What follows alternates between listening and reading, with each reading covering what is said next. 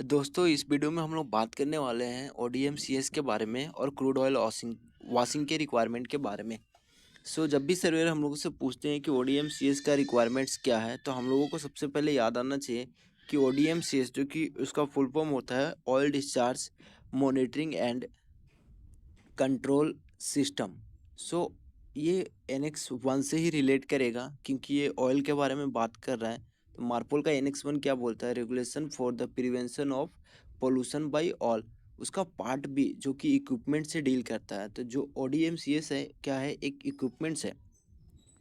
Regulation 31 oil discharge monitoring and control system. तो regulation 31 जो है NX1 का वो डील करता है ODMCS के बारे में। इसमें लिखा गया है कि ODMCS कौन से जहाज़ पे होता है? तो oil tanker of 150 gross tonnage and above.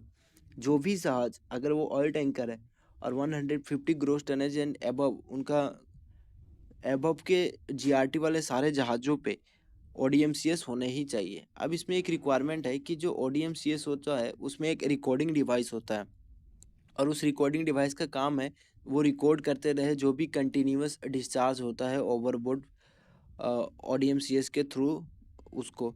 उसमें फर्स्ट बोलता है कि वो जो रिकॉर्ड करता है उसमें वो डिस्चार्ज इन लीटर पर नॉटिकल माइल, मतलब कि कितना litre for every nautical mile में डिस्चार्ज हुआ उसको वो रेट जो है उसको वो रिकॉर्ड करता है। सेकेंड है टोटल क्वांटिटी डिस्चार्ज, कितना क्वांटिटी हम लोग डिस्चार्ज कर रहे हैं। और थर्ड है oil content and rate of discharge, वो 15 ppm से ज़्यादा तो नहीं डिस्चार्ज ऑटोमेटिकली, अगर 15 ppm से ज़्यादा जाता है तो ऑटोमेटिकली वो स्टॉप हो जाता है डिस्चार्जिंग। तो और शिप्स का स्पीड होता है, शिप्स का कोर्स होता है, पोजीशन डेट एंड टाइम, ये सारा जो होता है वो उसका रिकॉर्डिंग डिवाइस वो ऑटोमेटिक रिकॉर्ड करते चला जाता है। अब इसमें बोलता है कि जो रिकॉर्ड है कैप्ट फॉर 3 years, जो भी रिकॉर्डिंग हो रहा है ODMCS के बारे में उसको हम लोगों को कम से कम 3 साल के लिए रिटेन करना पड़ता है ऑन बोर्ड, मतलब 3 साल कम से कम हमें उसे रखना पड़ता है on board for inspection. Next point बोलता है कि any discharge of oily mixture is automatically stopped when the instantaneous rate of discharge of oil exceed that permitted by regulation 34 of this annex. बोलता है कि एनेक्स 34 जिसमें लिखा गया है कि 30 नॉटिकल माइल्स 30 लीटर पर नॉटिकल माइल, उससे ज़्यादा का रेट नहीं होना चाहिए। अगर उससे ज़्यादा का रेट हम लोग डिस्चार्ज कर देते हैं तो क्या होता है, जो भी ODMCS है वो ऑटोमेटिकली स्टॉप हो जाता है। अब नेक्स्ट पॉइंट है क्रूड ऑयल वॉशिंग के बारे में कि क्रूड ऑयल वॉशिंग जो है फिर से ये ऑयल का बात कर रहा है तो ऑयल NX1 से ही डील करेगा। NX1 क्या है? Regulation for the prevention of pollution by oil. तो क्रूड ऑयल वॉशिंग का डील करने के लिए रेगुलेशन 33 है जो कि क्रूड ऑयल वॉशिंग रिक्वायरमेंट बोलता है। अगर हम लोगों से पूछा जाता है कि क्रूड ऑयल वॉशिंग का रिक्वायरमेंट क्या है, तो हम लोगों को बोलेंगे कि हर एक क्रूड ऑयल टैंकर जो कि 20,000 gross tonnage 20,000 tons of dead weight, इसमें ग्रोस टनेज का बात नहीं किया गया है क्रूड ऑयल वॉशिंग के केस में।